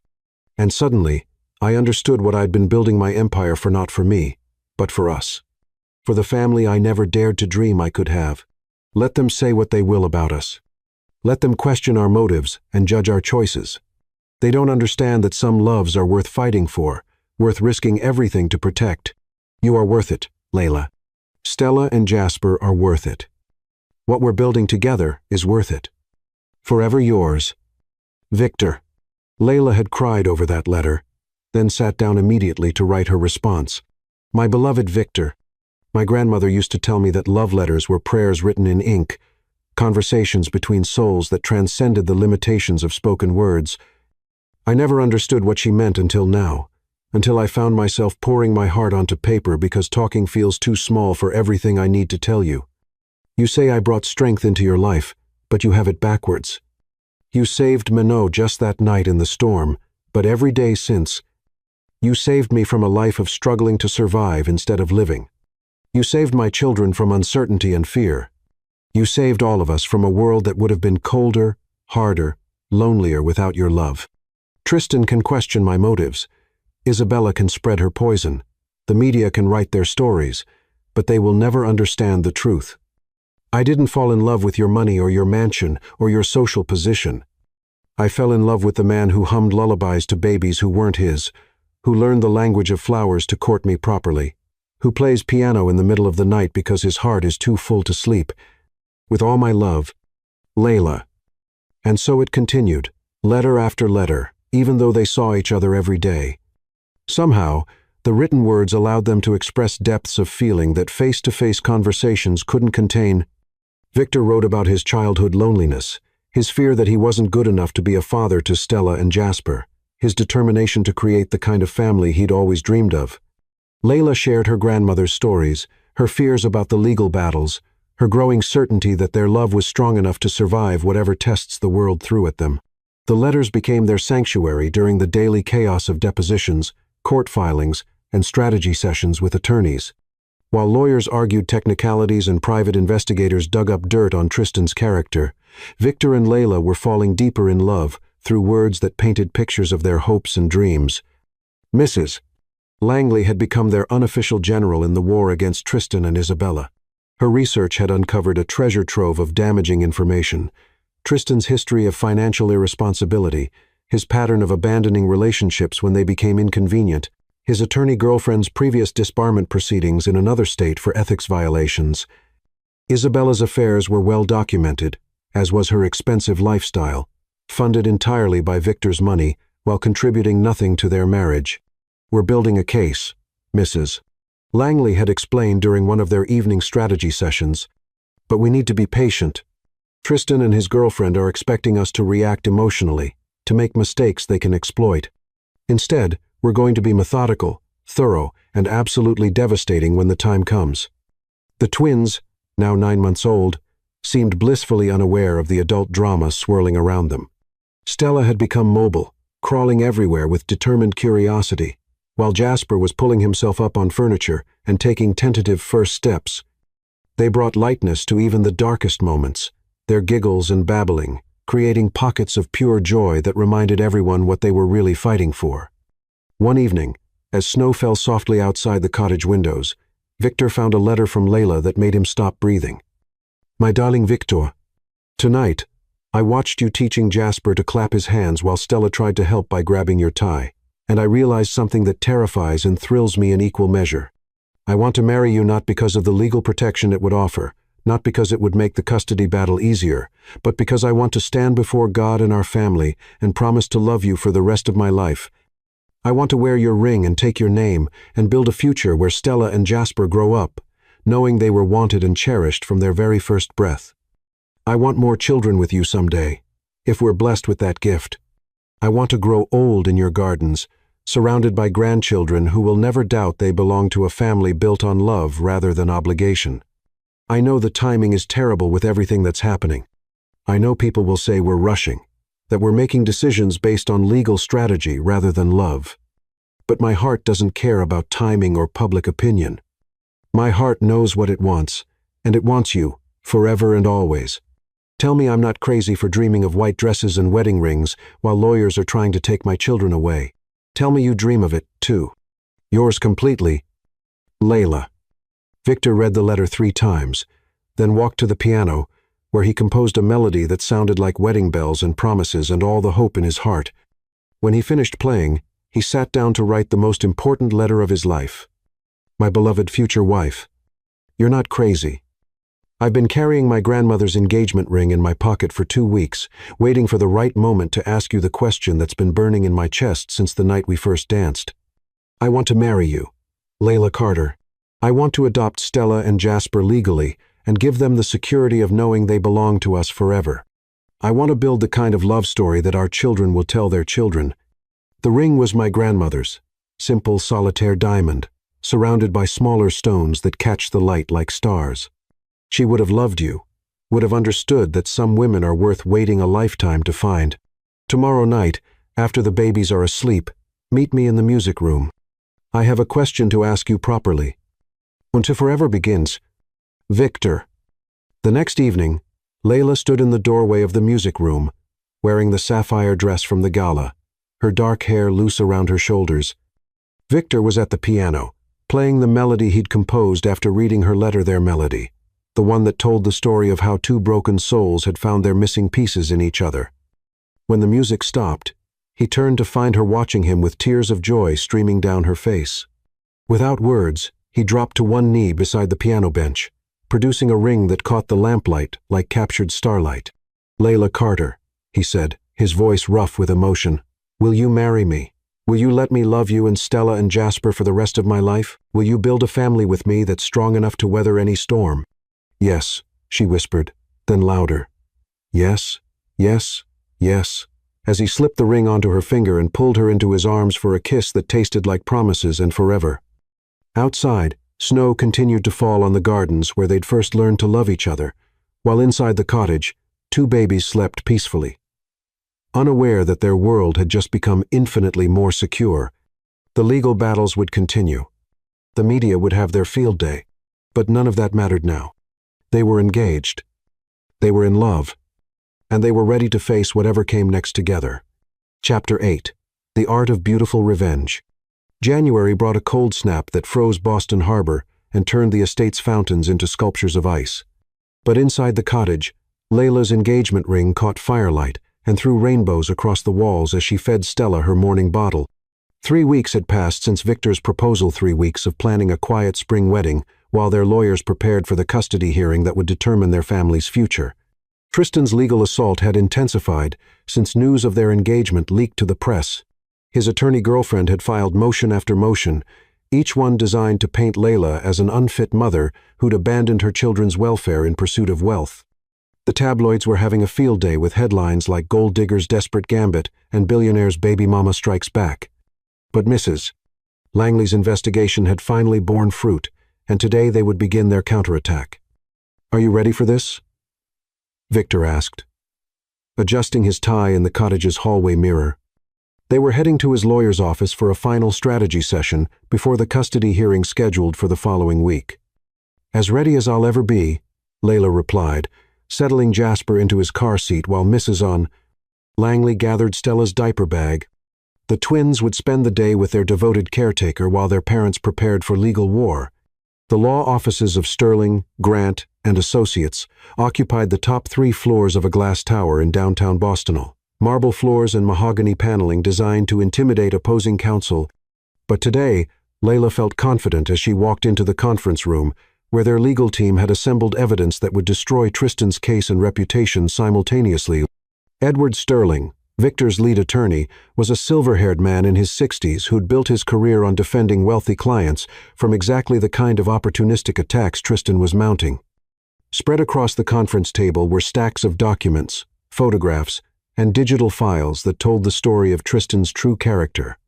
"Ladies and gentlemen," Sterling began, his voice carrying the authority of someone accustomed to commanding courtrooms, "we have enough evidence to not only defeat Tristan Reed's custody claim, but to ensure he never bothers this family again." The evidence was devastating. Tristan's financial records showed a pattern of irresponsibility spanning years: defaulted loans, unpaid child support from a previous relationship, credit cards maxed out on gambling and luxury purchases he couldn't afford. His employment history revealed a man who'd been fired from 3 jobs for ethics violations, including one incident where he'd embezzled client funds to cover his debts, but it was the personal evidence that would destroy him completely. Private investigators had uncovered Tristan's history of domestic violence, including a restraining order filed by an ex-girlfriend in Chicago and police reports documenting his explosive temper. Most damning of all, they had security footage from the clinic where Layla had worked, showing Tristan threatening her when she told him about the pregnancy. He said, and I quote, Sterling read from the transcript, "Get rid of them, or I'll make sure you regret it for the rest of your life." This was recorded on the clinic security system and clearly shows his attitude toward the children he's now claiming to love. Layla felt a chill remembering that night. She'd been 6 months pregnant, exhausted from a double shift, and Tristan had cornered her in the parking lot with demands that she terminate the pregnancy or give the babies up for adoption. His rage, when she'd refused, had been terrifying, and she'd known in that moment that whatever she'd thought she felt for him was completely dead. "What about his lawyer girlfriend?" Victor asked. Sterling smiled grimly. "Evelyn Holt is facing disbarment proceedings in Illinois for client fund violations. She fled to Massachusetts hoping to rebuild her practice, but she's been operating here without proper licensing. Every motion she's filed on Tristan's behalf is legally invalid, and she could face criminal charges for practicing law without a license." "So, we have them," Layla said, hardly daring to believe it. "Completely," Sterling confirmed. "But we're not just going to defeat them. We're going to ensure they can never threaten your family again. Tristan will face criminal charges for the forged documents he used to challenge the adoption papers. Evelyn will be arrested for unlawful practice of law, and both of them will be liable for the legal fees you've incurred defending against their fraudulent case." Meanwhile, their investigation into Isabella had revealed equally damaging information. Her affair with Nathaniel Sterling was well documented, including photographs of them together at hotels registered under false names, and financial records showing Nathaniel had been paying for her shopping sprees and spa treatments. More importantly, they discovered that Isabella had been systematically stealing from the charitable foundations she managed, skimming donations for her personal use. Isabella has embezzled over $2 million from various charities over the past 3 years, Sterling explained. The evidence is ironclad. Bank transfers, forged signatures, falsified donation records. When this comes to light, she'll face federal charges for charity fraud. "How do we expose them without looking vindictive?" Layla asked. She wanted justice, but she didn't want to seem like she was attacking out of spite. "We don't expose them," Sterling said with a smile. "We let them expose themselves." The plan was elegant in its simplicity. Rather than releasing the damaging information themselves, they would provide it anonymously to the FBI's white-collar crime division, the Massachusetts Bar Association, and several investigative journalists known for their charity fraud exposés, Tristan and Isabella would face consequences that appeared to be the natural result of their own actions rather than targeted revenge. Over the following weeks, the plan went into motion with devastating efficiency. FBI agents arrived at Isabella's office with search warrants related to charity fraud. The Massachusetts Bar Association launched an investigation into unlicensed legal practice. Local news stations ran exposés on charity embezzlement that featured Isabella's photograph prominently. Tristan was arrested at his hotel on charges related to attempted extortion and harassment. When reporters caught him in handcuffs being led from the building, his attorney girlfriend was nowhere to be found. She'd fled Boston the moment the Bar Association investigation was announced. But the most satisfying moment came when the custody hearing was called to order, and Tristan failed to appear because he was sitting in a jail cell awaiting bail on felony charges. The judge dismissed all motions related to the case and issued a restraining order preventing Tristan from contacting Layla or the twins. "Case dismissed with prejudice," the judge announced, his gavel echoing through the courtroom like a death knell for Tristan's ambitions. Given Mr. Reed's complete abandonment of these children and his current legal troubles, this court sees no grounds for granting any form of custody or visitation rights. That evening, as snow fell softly on the estate grounds, Layla and Victor sat in the cottage living room, watching Stella and Jasper play on a blanket before the fireplace. The twins were babbling to each other in their secret language, completely unaware that their futures had just been secured forever. "It's over," Layla said, still hardly believing it. "Really over." "Not over," Victor corrected, pulling her closer on the sofa. "Just beginning." Tristan and Isabella were obstacles to our happiness, but they were never the main story. The main story is us, you and me and these perfect babies, building a life together. What happens to Isabella now? Federal prison, most likely. Nathaniel Sterling has already filed for divorce and is claiming he had no knowledge of her criminal activities. She'll face this alone, just like she wanted everyone else to face their problems. Layla felt a moment of pity for the woman who'd tried so hard to destroy their happiness, but it passed quickly. Isabella had made her choices, and now she would live with the consequences. "The wedding," Layla said suddenly. "We can actually plan our wedding without looking over our shoulders." Victor's smile was radiant. "June, in the rose garden, just like we talked about. Stella in a flower girl dress, Jasper as ring bearer, and you in white, walking toward me through flowers that smell like heaven. And after the wedding," Layla continued, "you formally adopt Stella and Jasper, giving them your name and all the legal protection that comes with it. We honeymoon in Tuscany, while Mrs. Langley spoils the children rotten. We come home and start working on giving them siblings." Stella chose that moment to pull herself up on the coffee table and take 3 wobbly steps toward her mother, her face bright with pride at her accomplishment. Jasper immediately began crawling after her, determined not to be left behind. "Look at them," Layla whispered, watching her children with tears of joy in her eyes. "They're perfect. They're safe. They're ours. Forever ours," Victor agreed, standing to scoop up both babies before they could tumble into anything dangerous. "And soon they'll have my name and my legal protection and all the brothers and sisters we can give them." As if they understood the conversation, both twins began giggling, their laughter filling the cottage with the sound of pure joy. Outside, the world continued to turn. Newspapers would print their stories of scandal and redemption, and somewhere, Tristan sat in a jail cell contemplating the spectacular failure of his schemes. But inside the cottage, a family celebrated victory not through the destruction of their enemies, but through the simple, profound happiness of love that had survived every test and emerged stronger than ever. Their revenge was complete not because they had destroyed anyone, but because they had built something beautiful that no one could ever take away. Chapter 9. Diamonds in the Rain. April rain drummed against the cottage windows with the same rhythm that had brought Victor and Layla together exactly 1 year ago.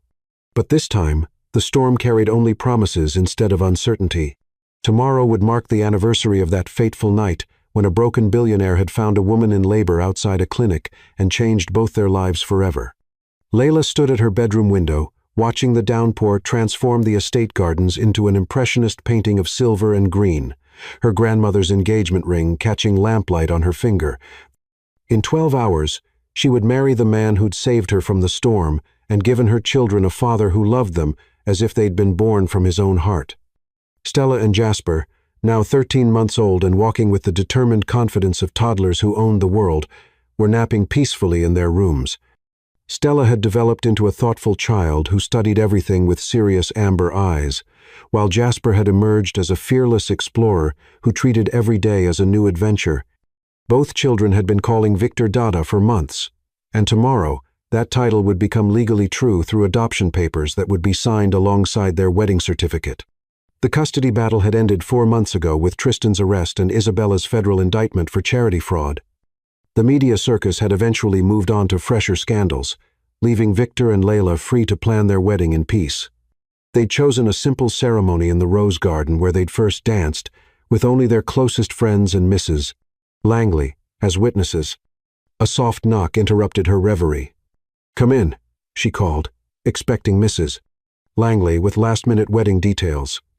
Instead, Victor appeared in the doorway, carrying a single white rose and wearing an expression of nervous excitement that made her heart flutter.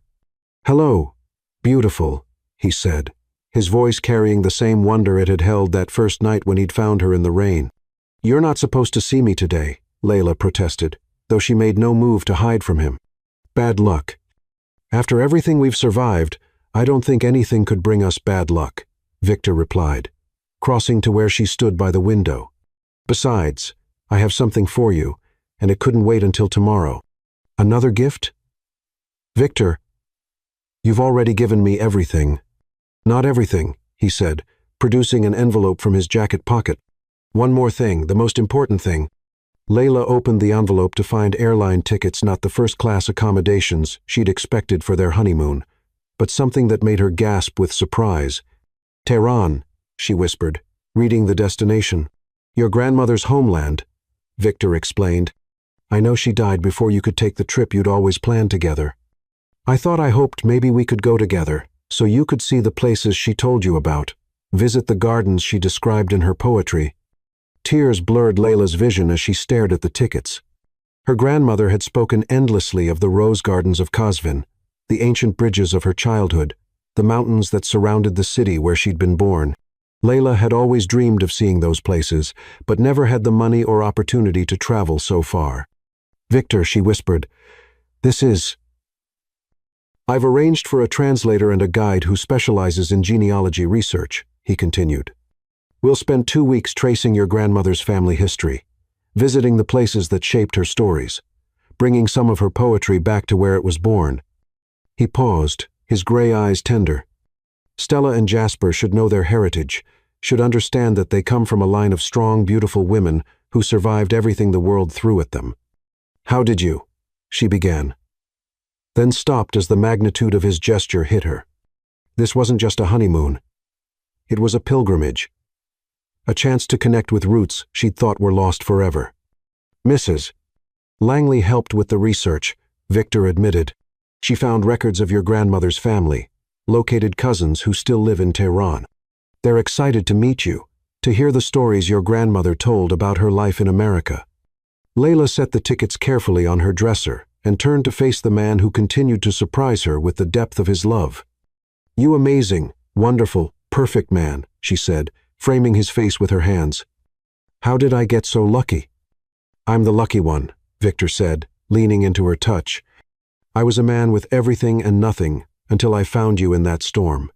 Now I have a family, a purpose, a reason to build something beautiful instead of just accumulating wealth." They stood together in comfortable silence, listening to the rain and watching the gardens that had become the backdrop for their love story. Tomorrow, they would exchange vows under the gazebo where Victor had proposed, surrounded by the roses that had bloomed witness to their courtship. "Are you nervous about tomorrow?" Layla asked. "Terrified," Victor admitted with a laugh. "Not about marrying you, that's the easiest decision I've ever made. But about the adoption, about becoming Stella and Jasper's legal father. What if I'm not good enough? What if I can't give them everything they deserve?" "Look at me," Layla commanded, waiting until his eyes met hers. "You've been their father since the night they were born. You've changed their diapers, walked the floors with them during teething, read them bedtime stories, taught them to walk. The paperwork tomorrow just makes official what's already true in their hearts. And if they ask about Tristan someday, we'll tell them the truth that their biological father wasn't ready to be a parent, so God sent them someone who was. We'll tell them that families aren't always made by blood, but they're always made by love. Victor pulled her into his arms, holding her against his chest while rain continued to fall outside their window. I love you, Layla Carter. In 12 hours, I get to call you my wife. I love you too, Victor Voss. In 12 hours, we become a family in every way that matters. A crash of thunder overhead made them both laugh, remembering another storm that had changed their lives.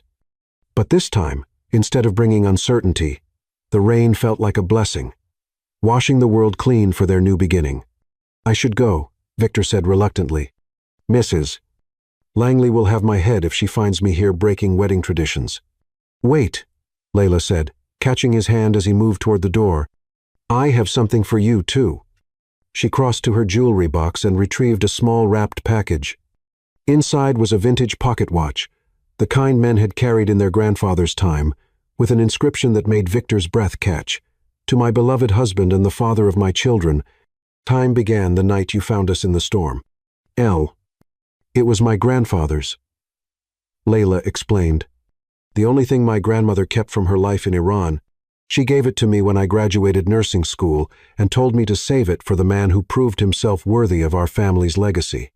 Victor opened the watch, and the soft chiming of a Persian melody filled the room, the same lullaby Layla's grandmother had hummed while teaching her poetry, the same tune Layla now sang to Stella and Jasper at bedtime. She would have loved you, Layla whispered. She would have seen your heart the way I do. I'll carry it every day, Victor promised, slipping the watch into his vest pocket. And every time I check the time, I'll remember that the best part of my life began the moment I found you. Another rumble of thunder punctuated his words, and they both smiled at the storm's perfect timing. Outside, the rain continued to fall on gardens that would host their wedding tomorrow, washing away the last traces of winter and preparing the world for the spring celebration of their love. After Victor left, Layla returned to her window to watch the rain and think about the journey that had brought her to this moment. A year ago, she'd been terrified, alone, and convinced her life was over. Tomorrow, she would wake up as a bride, surrounded by love and blessed, with a future brighter than any dream she dared to dream. In their cribs, Stella and Jasper slept peacefully, unaware that tomorrow they would gain not just a legal father, but the security of knowing they belonged to a family that would never let them go. And in the main house, Mrs. Langley was putting finishing touches on wedding preparations that would transform the gardens into something magical. The storm that had brought them together was passing, leaving behind clear skies and the promise of perfect weather for the most important day of their lives. In 12 hours, Layla Carter would become Layla Voss, and 2 babies would officially become the children their hearts had always known they were meant to be. As she prepared for bed, Layla whispered a prayer of gratitude to her grandmother, to the universe, and to the mysterious forces that had brought her love in the middle of a storm. Tomorrow, under spring skies and surrounded by roses, she would marry her prince and begin the happily ever after she'd stopped believing in. Until the night a broken man had proved that sometimes fairy tales really do come true. Chapter 10. Ever After begins today. The morning of Layla's wedding dawned clear and radiant, with sunshine streaming through her bedroom windows like golden silk, and the scent of blooming roses drifting through the cottage on a gentle breeze. She woke to the sound of Stella babbling happily in her crib, and Jasper's determined attempts to climb out of his own bed, their sweet morning chatter the most wonderful alarm clock she could imagine. Today, she would marry Victor Voss in the rose garden where they'd fallen in love, surrounded by the flowers that had witnessed their courtship, and the friends who'd supported them through the storms that had tested their commitment.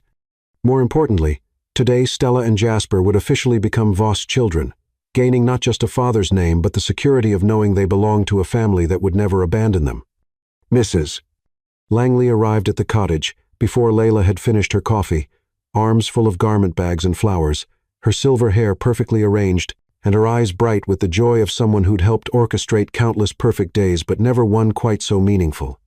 "Good morning, bride," she said warmly, kissing Layla's cheek before scooping up Stella, who immediately began examining the pearl buttons on Mrs. Langley's cardigan with serious concentration. Are you ready to become Mrs. Voss? More than ready, Layla replied, lifting Jasper onto her hip and marveling at how much her life had changed since that stormy night 13 months ago. Where's Victor?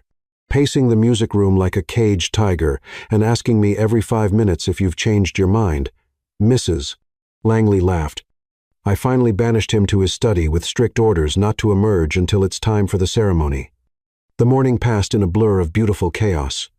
Layla's wedding dress hung waiting in her closet, not the elaborate gown she might have chosen in her youth, but something perfect for a woman marrying for love rather than show. It was ivory silk that flowed like water, with delicate lace sleeves and a neckline that showcased her grandmother's pearl, simple, elegant, and perfect for a garden ceremony. Stella's flower girl dress was a miniature version in pale pink, with tiny silk roses sewn along the hem. Jasper's little suit matched his soon-to-be father's, complete with a bow tie that he kept trying to pull off despite Mrs. Langley's patient corrections. "You look like a fairy tale princess, Mama," said a familiar voice from the cottage doorway.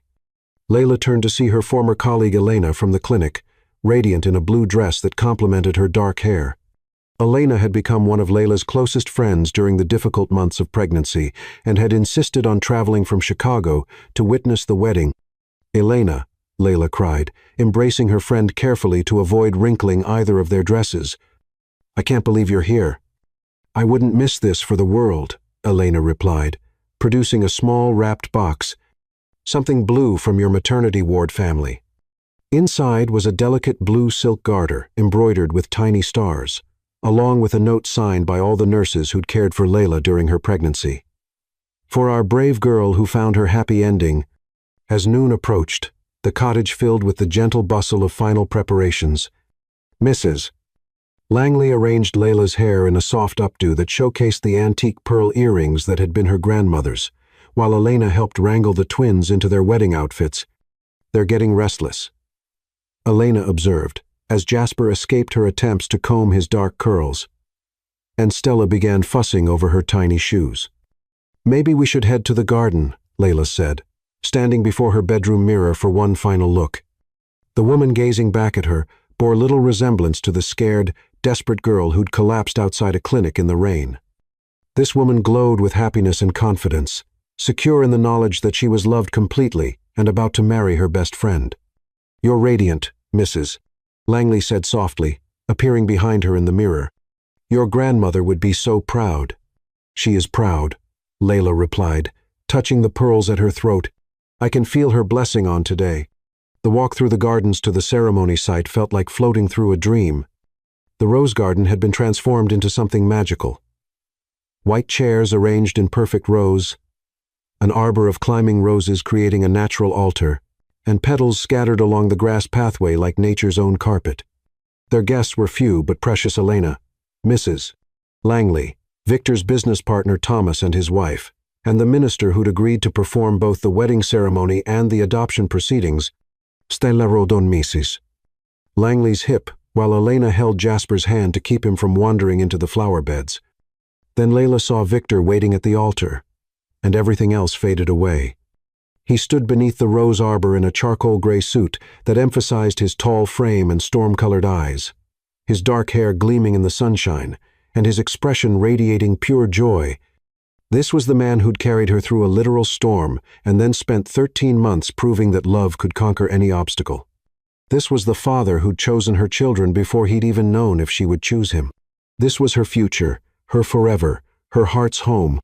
As the string quartet began playing the melody Victor had composed for her, Layla walked down the petal-strewn aisle, carrying Stella while Jasper toddled beside them, occasionally stopping to examine interesting flowers until Elena gently guided him forward. The music was the same haunting tune Victor had hummed the night the twins were born, the song that had become the soundtrack of their love story. When she reached the altar, Victor's eyes were bright with unshed tears.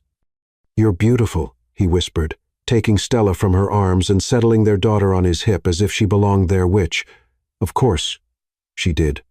"Dearly beloved," the minister began, his voice carrying clearly across the garden, "we are gathered here today to witness not just the union of two hearts, but the creation of a family bound by love rather than blood, by choice rather than circumstance. The vows they exchanged were the same ones they'd written in their letters to each other during the darkest days of their legal battle promises that had sustained them through every storm and would guide them through all the years to come. "Victor," Layla said, her voice clear and strong despite the emotions threatening to overwhelm her, "I promise to love you in sunshine and storm, in triumph and trial, in all the ordinary moments that make up a life together. I promise to be your partner in building dreams and raising children, your companion in growing old together. I promise to choose you every day for the rest of my life." "Layla," Victor replied, his voice rough with emotion as he held Stella while Jasper climbed onto his feet to be closer to the action. "I promise to protect and cherish you and our children, to build a home where love is the foundation. And laughter fills every room. I promise to be the father Stella and Jasper deserve, to love them as fiercely as if they'd been born from my own heart. I promise to spend every day proving worthy of the miracle you've given me." When they exchanged Ringshi's grandmother's diamond for her, a platinum band engraved with Persian poetry for him, Stella clapped her tiny hands while Jasper babbled what sounded suspiciously like "da" at exactly the right moment, making everyone laugh through their tears. "By the power vested in me by the Commonwealth of Massachusetts," the minister announced, "I now pronounce you husband and wife. Victor, you may kiss your bride." The kiss was soft and sweet and full of promises, while Stella giggled and Jasper tried to climb higher up his father's leg for a better view. When they broke apart, both of them were crying and laughing simultaneously, overwhelmed by the magnitude of the moment. But the ceremony wasn't over. The minister produced the adoption papers that would make Stella and Jasper officially Victor's children, giving them his name and all the legal protections that came with it. "Do you, Victor Voss, swear to love, protect, and provide for Stella Rose Carter and Jasper James Carter as if they were your natural-born children, to be their father in every sense of the word for as long as you live?" "I do," Victor said firmly, his voice carrying across the garden with absolute conviction. "I swear it." "And do you, Layla Voss, consent to the adoption of your children by your husband, knowing that this will give him all the rights and responsibilities of parenthood?" "I do," Layla replied, tears streaming down her face as she watched Stella reach for Victor's face, while Jasper wrapped his small arms around his father's leg. "With all my heart." Then, by signing these documents, Stella Rose Carter and Jasper James Carter become Stella Rose Voss and Jasper James Voss, with all the rights and privileges thereof. As Victor signed the papers that made him legally the twins' father, Stella seemed to understand the gravity of the moment and went completely still in his arms, her amber eyes serious as she watched the pen move across the page. Jasper, not to be outdone, added his own contribution by grabbing the pen and making enthusiastic scribbles at the bottom of the document, officially signing his approval of the adoption. "Ladies and gentlemen," the minister announced with a broad smile, "I present to you Mr. and Mrs. Victor Voss and their children, Stella and Jasper. May this family find joy in every season and strength in every storm." The reception was intimate and perfect, held on the cottage terrace overlooking the gardens where their love had bloomed. Mrs. Langley had outdone herself with a menu that included Persian specialties in honor of Layla's heritage, while Elena regaled everyone with stories of Layla's pregnancy that made Victor alternately laugh and look horrified that he'd missed those difficult months. As the sun began to set, painting the sky in shades of rose and gold, Victor and Layla found themselves alone on the terrace while their guests entertained the twins inside. The cottage glowed with warm light behind them, and the garden stretched out before them like a promise of all the beautiful tomorrows they would share. "Mrs. Voss," Victor said, pulling her into his arms for a dance to music only they could hear. "How does it feel to be married?" "Perfect," Layla replied, settling into his embrace as if she'd been made to fit there. "How does it feel to be a father?" "Like everything I've ever done was just preparation for this moment," he said, spinning her gently as fireflies began to twinkle in the gathering dusk. "Like my whole life was just a story leading up to the night I found you in the storm." "Speaking of stories," Layla said with a smile that held secrets, "I have something to tell you." "What's that?" "The doctors called yesterday with the results of my annual physical," she said, her eyes sparkling with mischief and joy. "It seems that love really can work miracles. We're going to have a baby, Victor. Stella and Jasper are going to be big siblings." Victor stopped dancing, his expressions cycling through shock, wonder, and pure elation. Really? You're sure? Very sure. Layla laughed, placing his hand on her still flat stomach. Due in December, a Christmas baby to complete our family. A baby? Victor repeated, his voice filled with awe. Our baby, made from love instead of luck. Are you happy? Layla asked, though his radiant expression had already answered her question. Happy? Victor lifted her off her feet and spun her around until they were both dizzy with laughter. Layla, I thought I had everything I could ever want, and now you're telling me we're going to have more. How did I get so blessed? We got blessed, she corrected, settling back into his arms. All of us together, Stella and Jasper, and you and me and the baby who's going to grow up knowing nothing but love and security and parents who chose each other every single day. As they danced under the stars in the garden where they'd found their happy ending, the future stretched before them like an open book waiting to be written. There would be more children, more laughter, more storms weathered together, and more joy shared as a family. There would be teenagers and graduations and weddings of their own children someday. But tonight, on their wedding night, they were simply Victor and Layla Voss, dancing in their garden, while their children slept peacefully inside, and their newest blessing grew quietly beneath Layla's heart.